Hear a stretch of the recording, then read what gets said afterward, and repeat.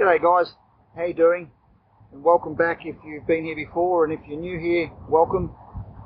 Today I want to talk about some regrets I've had in life, and there are many of them. I could probably talk for 10 hours, but I'm just been thinking about the ones that really stand out for me, I suppose.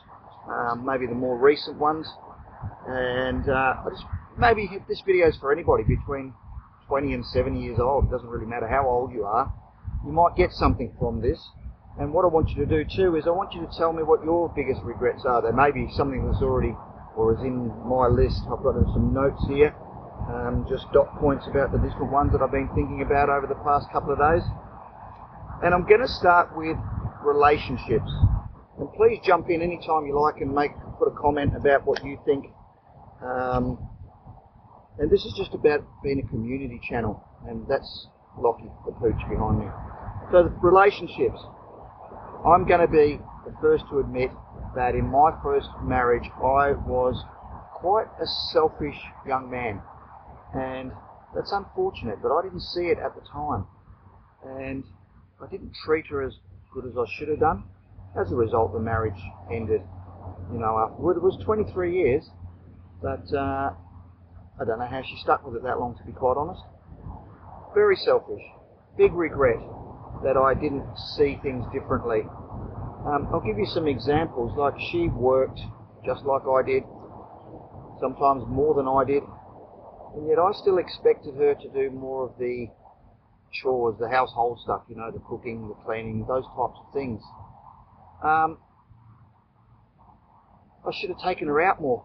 I should have taken her out for a coffee. I should have taken her out for dinner. I should have done more things with her. Now, I'm not making an excuse, but when it's ingrained in you as a child.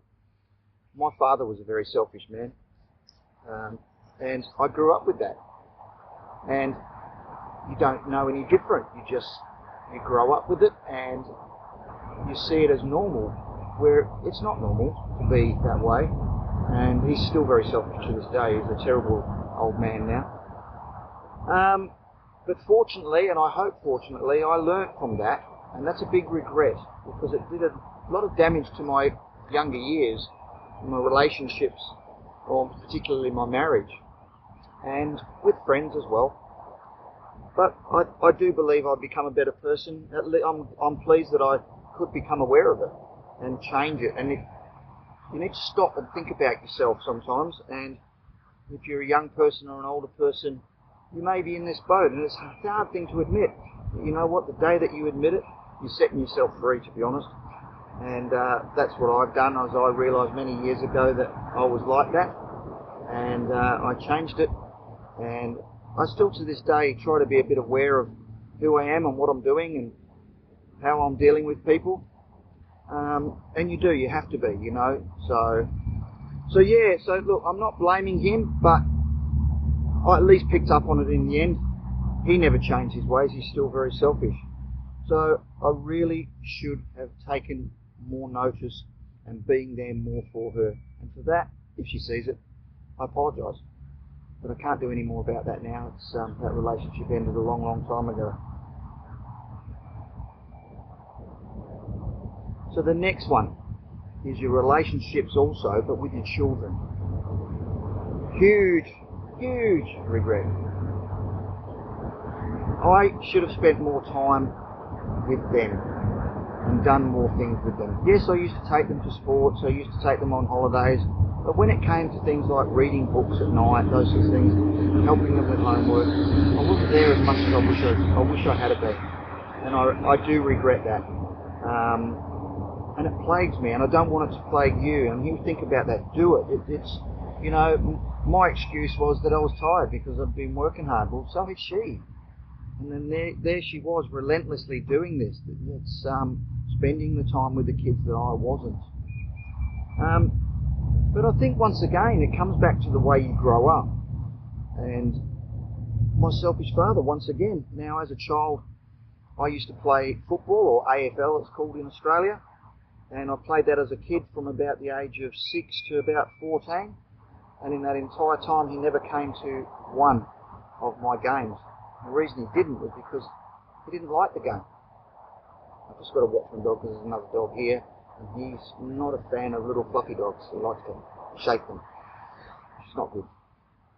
So he never came at all, which at the time I didn't see it as an issue, but I did later in years as I got older, and I thought, you know, where were you?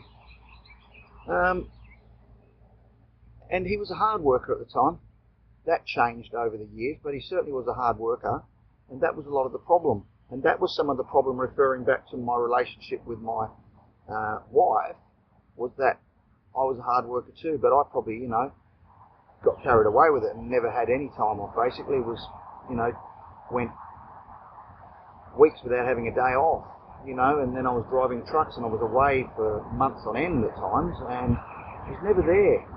And in fact, referring to that, I was talking to a friend of mine yesterday who's still driving trucks, and he never sees his family, and I just told him, I said, mate, just do it. You've got to spend more time with your family. And I think he realises he needs to. So let's hope he works it out. Alright, the next one's more of a... Hey, come over here. Sit down next. No, not on me. Oh, Jesus. Sit. No, there. Okay, the next one's a bit more on a financial level, and it's about a savings plan. Geez, I've only got to put money away every week from when I was first starting work and just never touched it. Now, yes, in Australia here, this is Australia, it's a beautiful day here in Mandurah. I've been complaining about the weather a bit lately, but it's finally having a nice day. It's a bit cloudy, but it's just nice. In Australia, we have superannuation. I don't know where you are in the world, but that's basically our employer, whoever we work for, pays, I think it's 9 or 10%, into a superannuation fund, something that we can't touch until we officially retire. So if you're a young fella nowadays and you're starting off working, you're going to be getting your superannuation, and because it's, you know, it was halfway through my life before that started, and plus I've worked for myself a lot, so I don't have a lot of superannuation. But just, if you're young, or if you're old, just start putting a bit of money aside for a rainy day. $50, $20, $5, whatever it is you can afford. And I just got bitten by a mosquito. Nasty mosquito. Dead now. Because you never know when you might need that money. And there's been times in my life when I wish that I had that savings plan because I needed a couple of $1,000s here, and that would have been nice for that to have been there. Wouldn't miss it each week if it's, you know, you have a reasonable amount come out. But please go do it. Don't regret it. Don't regret that you get to that day and you need that money and it's not there. So yeah, just think about that one. It's really important. So yeah. All right, next one. Have a look at my notes. Is this is a ripper. Talking about money again. Don't lend money to friends and family. How many regrets have I got with this? How many times have I lent money and then it becomes a problem? There's obviously a reason why they're lending money, is because they don't have money and they've got themselves in the shit. And in most cases, you know what, unfortunately, I've thought about it, it's been due to drugs or alcohol. And in the most recent case it was alcohol, and a family member who was always borrowing money off me. I didn't see her much because she lives a long way away, 4,000 kilometres away, the other side of the country. But she's been borrowing money off me, and I always do tend to get it back. Sometimes it's a little struggle.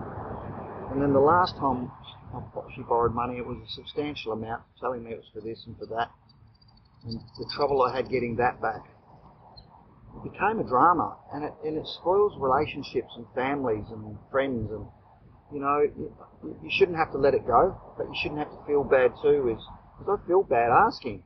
And I've got to a point, I felt bad. Do you like that when you lend money? Do you feel bad asking for it back when it doesn't happen? And that's what it got to with me. I was having to ask, and it took months to get the last lot of money back when I was promised a couple of weeks. So, you know what, that is a regret, and unfortunately due to that last incident, I won't do it again. I won't, and if that upsets somebody, well, it upsets them, and if it upsets them, well, they shouldn't get upset, to be honest, because It's simply my money, and I've worked hard for it, and if I want to say no, I'll say no. And no, that's not me being selfish. That's me protecting my interests. This ground's a bit rough on my hand here. I'm sitting on the ground. It's a lovely little spot. Just my local park in Mandurah here. Where are you guys from anyway? Are you from local or anyway? So let's, and tell you what, that's another mosquito. He's dead. I was walking around here yesterday and there wasn't any. Okay, I've just read my notes. Next one. Be careful who you let stay in your house. Oh boy. Definitely have a couple of regrets on that one. The one that really comes to mind is many years ago now. And as a result, I am very careful who stays in my house overnight or for an extended period of time. And I just had another one stay actually, and he used me. But that's a little different to what happened with this one I'm going to talk about. He actually used to work for me, and I did not know, but he was well and truly on the drugs. I didn't know. And he came and stayed with me because he had nowhere to go. His wife had thrown him out, or his partner. She'd thrown him out. And he came and stayed. That's when we started to realise, you know what they say, you never really know anyone until you live with them, and that was so true with this guy. And yeah, he'd be out on it all night, and then off we go to work, and I didn't this was obviously happening when he wasn't staying at my place. So how he was never getting any sleep. It was amazing. But there was children involved in this separation, and then one day we had the police knock on the door, and they're looking for these children, and he'd disappeared. He'd kidnapped his children. He'd taken his children, you know. And then I'm having to deal with the police because they're on my doorstep thinking he's there and that. And oh my goodness, the dramas it caused made me look bad because I've got this idiot staying at my place. In the end, he came down on top of me. It was like I'd done something wrong because I gave the police the information they asked for. I'm not going to lie to the police. I knew where he was or where he would be. Little did I know he'd have his children, and yes, he was where I thought he was. So just, look, don't regret that one. Just be really, really, really careful who you have in your house. And put boundaries in place if you do.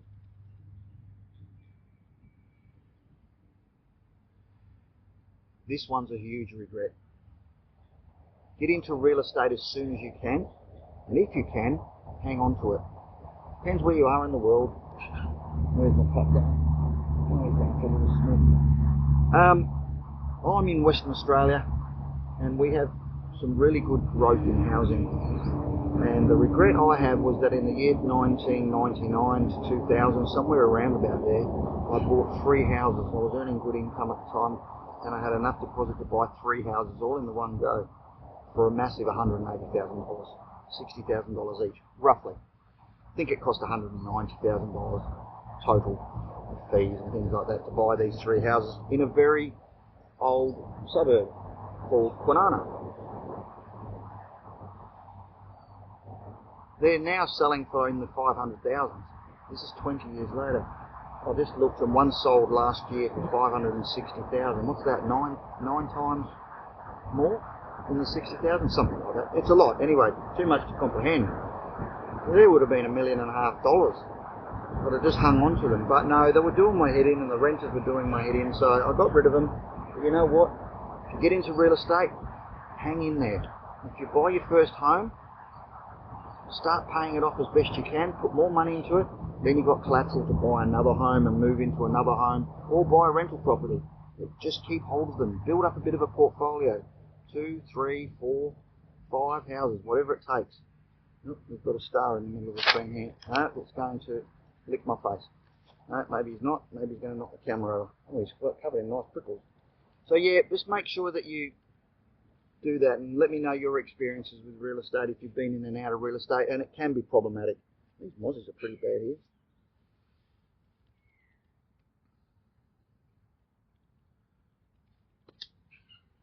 This one's a bit sad for me, and it's don't trust your own parents or family, but mostly parents. That's what it's about. My father, as I mentioned, was quite a horror man. I was quite an intelligent kid, and I'm not trying to be smart about that. I was an intelligent kid, and I could have gone on to do many things. But he never encouraged me to go on to do these many things, and in fact he ran me down. I'm sorry, I'm squatting Mozzies. He ran me down a lot, made out that I was useless. This played on to being about my mother as well, and he still to today runs her down all the time. No one's as good as him, that type of thing. As a result, I didn't go on to bigger and better things. I became a bricklayer, which is nothing wrong with being a bricklayer. I made a lot of money out of being a bricklayer, but it's bloody hard work. I had an opportunity to start a career as a cadet deck officer in the merchant shipping, because we knew the person that the employment officer. But I never took up that opportunity. He was trying to encourage me. Dad was discouraging me. So just don't trust your parents sometimes. It's sad, very sad if you can't trust your parents, but I can't. And then there's a few things my mum's done, stabbed me in the back over the years, and unfortunate, but so, you know, you think, and you would like to think you could trust your parents. You think that they're the first person you could come to when you've got a problem. But clearly in my case, sorry about the squatting, that's Mozzies, they weren't. Maybe from this lake behind me here, beautiful little spot, but so just bear that one in mind and let me know what your thoughts are on that, and if you've had problems with your parents. I think probably some of us have.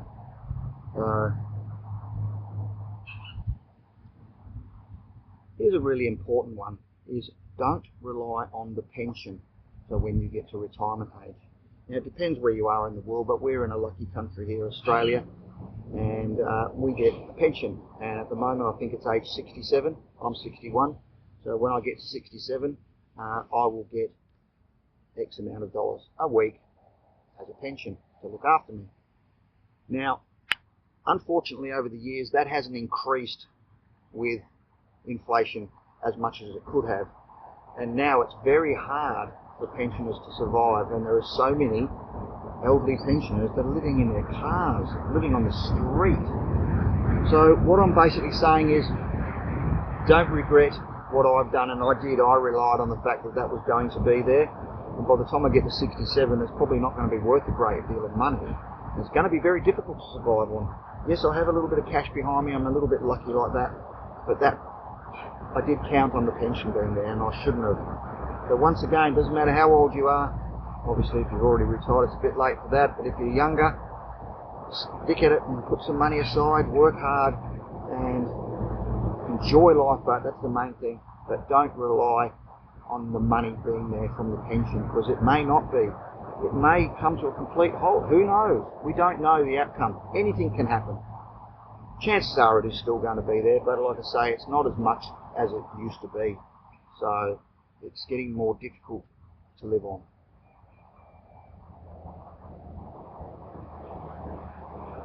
Oh, here's a ripper. Never get involved in other people's marriage breakups. Why they come to me is beyond me, because I don't really want to get involved. I had one recently, and she contacted me and said, can he stay with you for a while? And I was like, I didn't see the message till the next day. It was late at night, it came in, it obviously had a big blue, and I knew their marriage wasn't the best. And next day I saw the message, and so I contacted him and said, what's going on? And he said, well, she's basically thrown me out.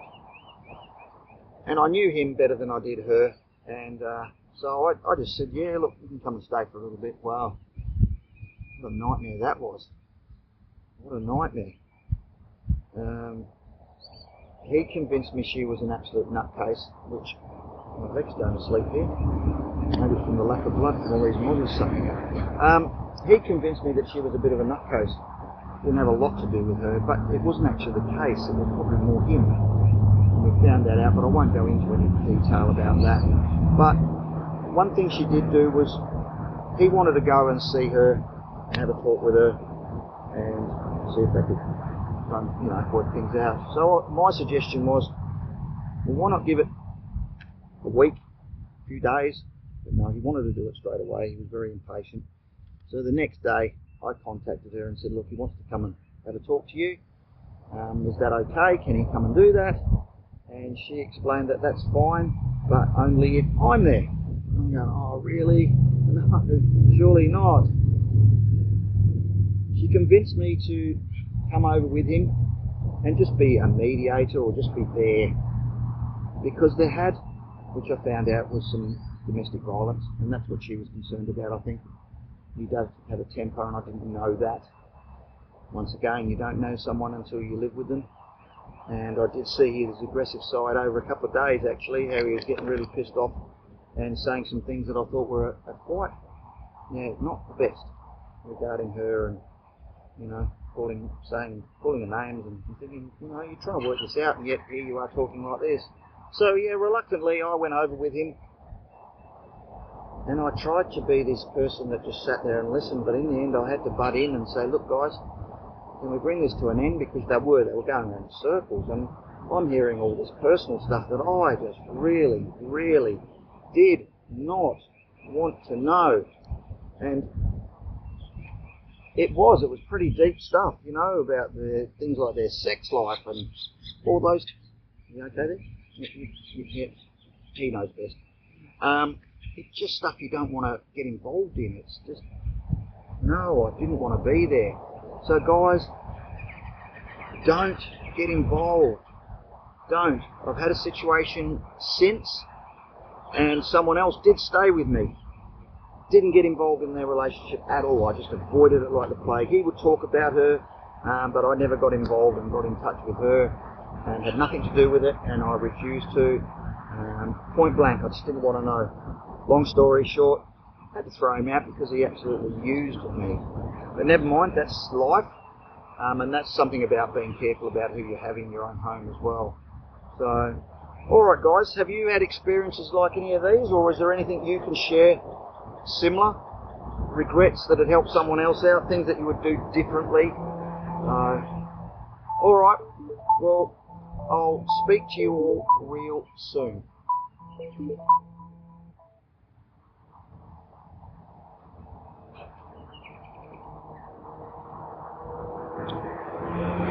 Alright guys, well that's about it for me, and have you got any regrets? Let me know what they are, things that might not have spoken about, or you can elaborate on what I've spoken about. Love to hear about it. Might help somebody else out, things that they may avoid. If it just helps one person, it's well worth it, you know, and that's like with this video. If it just helps one person avoid some dramas, that'd be fabulous. Alright guys, well have a great day, stay safe, and I'll speak to you really soon. Take care.